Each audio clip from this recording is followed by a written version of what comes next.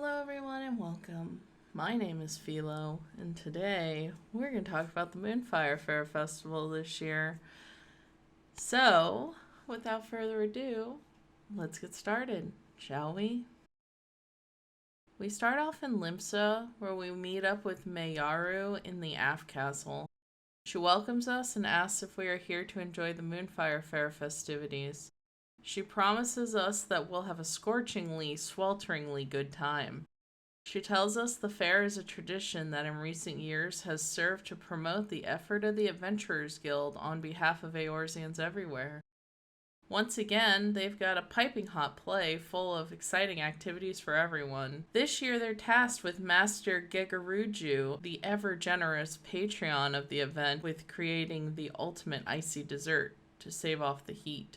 They'd be more than welcome to the aid of a skilled adventurer like ourselves, and needless to say, they'd reward us for our effort. If we are willing to lend a hand, we should head to Costa del Sol and meet with her colleague, Hermaga. Heading over to Costa del Sol, we meet up with Hermaga. He welcomes us, and after noticing we are adventurers' garbs, he asks if Mayaru has sent us to help with their confectionery challenge. After telling him we are, he states that he's glad to hear it because honestly he's in a bit of a bind currently. Even though they're tasked with the delicate frosty dessert making, they're lacking the most important ingredient, ice. The shipment was supposed to come in a while ago, but they've heard no word and there has been disturbance in the area. Might we be so kind to check with his associate Pobiano? She is just east of us over on the beach. We inform Pobiano that we are sent here by Hermaga and ask about the delay in the shipment of ice.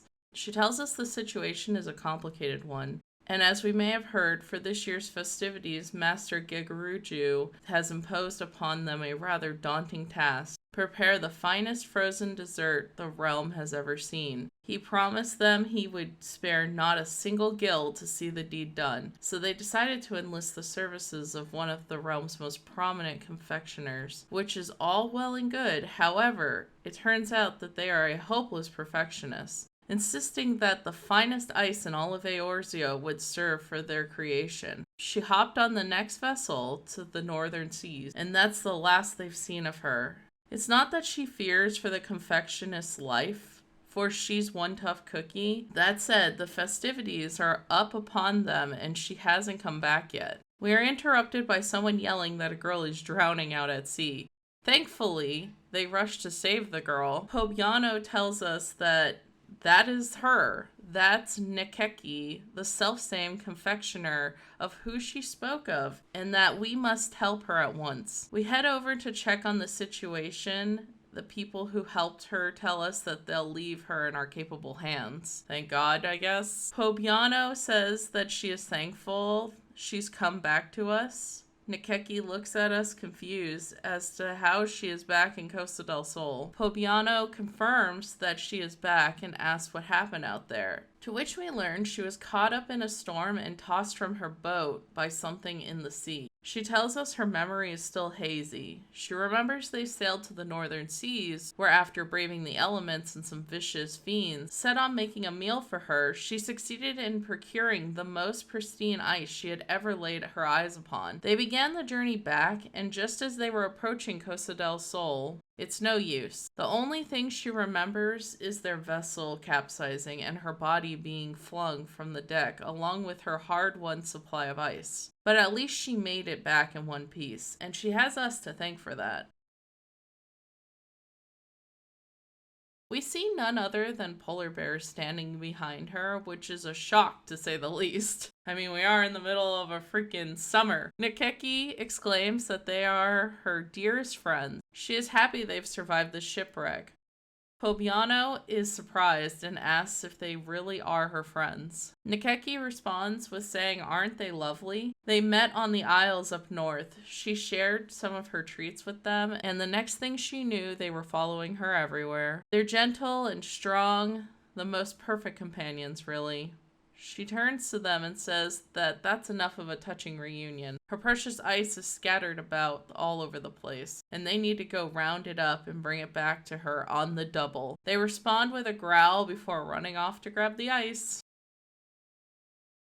After the ice is retrieved, Pobiano comments that they are quite clever. After checking over the crates, Nakeki says that it's her lucky day because the seals are intact and the ice inside is undamaged and unmelted. That means that only one potential problem remains. We comment back a bit confused on what the problem could be. Nakeki says that the ice we see is everything she hoped it would be, which is why it was rather to her dissatisfaction to later discover that the dreadful fiend slumbered in the rather large chunk of ice that she had loaded into the vessel. It is coming back to her now. As they neared Costa del Sol, she heard a dreadful rumbling coming from the cargo hold. She rushed to investigate, only to see the fearsome creature. It appeared rather perturbed by the heat, and it suddenly began to swell larger and larger until, boom! It was because of her own carelessness she was the cause of their unfortunate incident. Fortunately, her furry companions and her have survived the shipwreck, as well as her stock of the purest ice. Pobiano says to have no fear. In the fairs over the years, her friends and her have fought off more bombs than you can shake a stick at. Why Bombard Buster should be her middle name. She turns to us and says she should go tell Hermaga the situation. Surely he'll have an idea of how they can deal with the menace and kick the festivities off with a bang. We agree and head over to speak with him.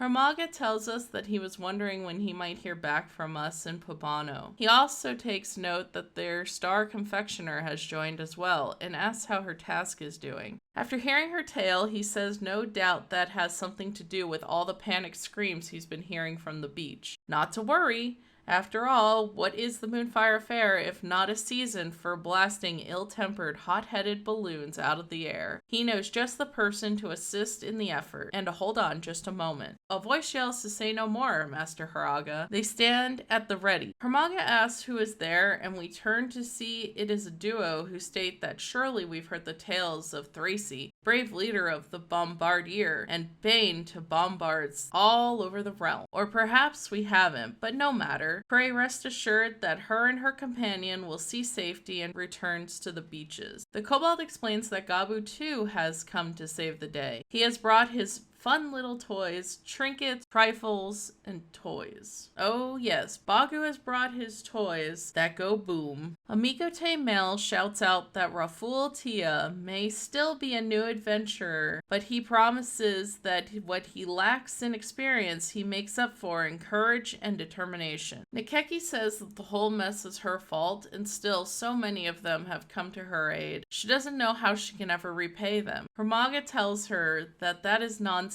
The ice she brought was at their behest. All will be forgiven when she makes the most delightful frosty dessert Master Gegaruju has ever laid his eyes on. Besides, the exploits of the bombard-busting adventurers are sure to bring in more good publicity for the guild. Pobiano says that this settles it, and it's time to show that oversized ball of ice that the Isle of the Endless Summer is no place for the like. On the beach, we find the blue bomb roaming the area. We engage with the bomb and take him and his fellow bombs out so they can no longer terrorize the beach. Nakeki comments that we have the look of relief and supreme satisfaction on our faces. She is surprised that we succeeded in driving off bomb. Raful says that we scarcely even broke a sweat in the doing. Isn't that right, Pobano? She says quite so, though she dare say it wouldn't have been nearly as easy without us at her side. She can't thank us enough. Thracy comments, and yet we must remain ever vigilant, for there is no telling when the creature's friends may return to seek their revenge.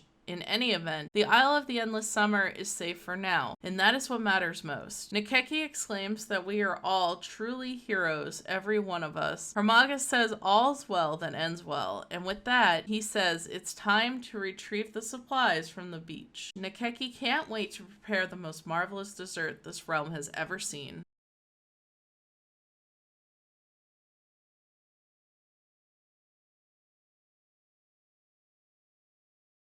Nakeki once again says she can't thank us enough for all the help and all's well that ends well. Finally, she can get down to what she was brought here to do. She promises us she'll be done before we know it, so we and Pobano should entertain ourselves for the time being.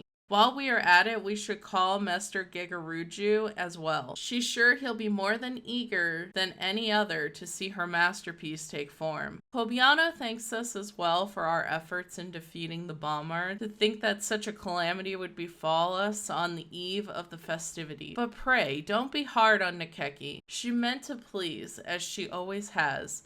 In all the confusion, she forgot to mention it, but she's actually a childhood friend of hers. They used to play together by the shore, and one day they were attacked by a vicious monster. They thought they were done for, but were saved in the nick of time by a kindly adventurer who swiftly dispatched the beast and whisked them away to safety. That's when she vowed that one day she would serve the guild and repay her debt to the brave soul who rescued her. Meanwhile, Nikeki was a genius in the kitchen since she was just a girl. She chose the path of a culinarian in hopes of filling the bellies of adventurers all over with nourishing snacks. In the end, she found her calling in making sweets as opposed to the sort of hearty meals that we and her might favor. But that's rather filling for her. She's always had an independent streak after all. In any event, she's positively overjoyed that her latest creation will be presented in front and center of the fair for adventurers all over to enjoy. More than anything, she is just glad that she's back with us safe and sound. We go to talk to Master Garuju, and he says if it isn't the ever resourceful and oh so forgiving adventurer who so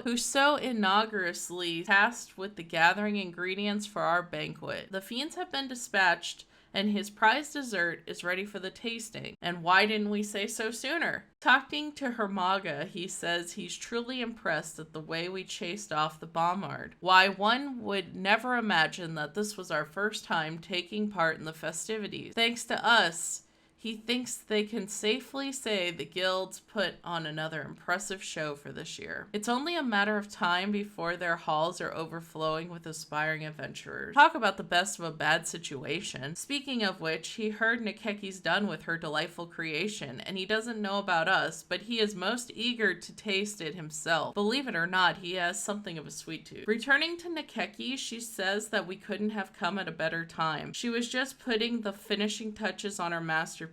Pray wait for just a moment, won't we? We gather around Nikeki's dessert, and proudly she says, adventurers, Eorzeans, fairgoers, and friends, she is most proud to present her latest creation. She calls it Costa del Helio, and she promises us that it will please our tongues even more than it does our eyes. And to make sure it doesn't melt as well as to help with all of us to stay cool amidst the scorching heat, she leaves us with a present from her furry friends. After everyone is settled down, we talk to Nikeki privately, and she asks us if the dessert agreed with us. After all the trouble she put us through, one can only hope it would be worth the effort. We tell her it was more than worth the trouble, to which she happily says that it's a relief to hear. If it provided us with true refreshment after all our painful effort, why, as a confectioner and culinarian, nothing would make her happier. Speaking of which, she has meant to tell us, ever since we chased off the Bombards, her little friend here hasn't been able to take his eyes off us. Just look at her face. It's as if she's saying, oh, Mr. Adventurer, what I wouldn't give to join you in your travels. We're taken aback, but agree to take the polar bear with us on our travel. Nikeki happily says, oh truly? How kind we are. She'll be most wonderful on the road. She can promise us that. And with that,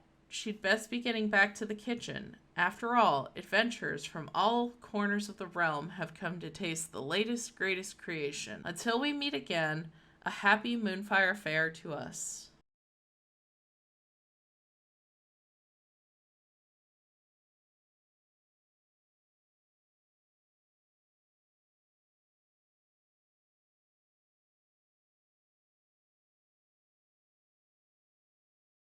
And that's all for this episode. Thank you guys for watching, and I will see you guys in the next one. Take care, everyone.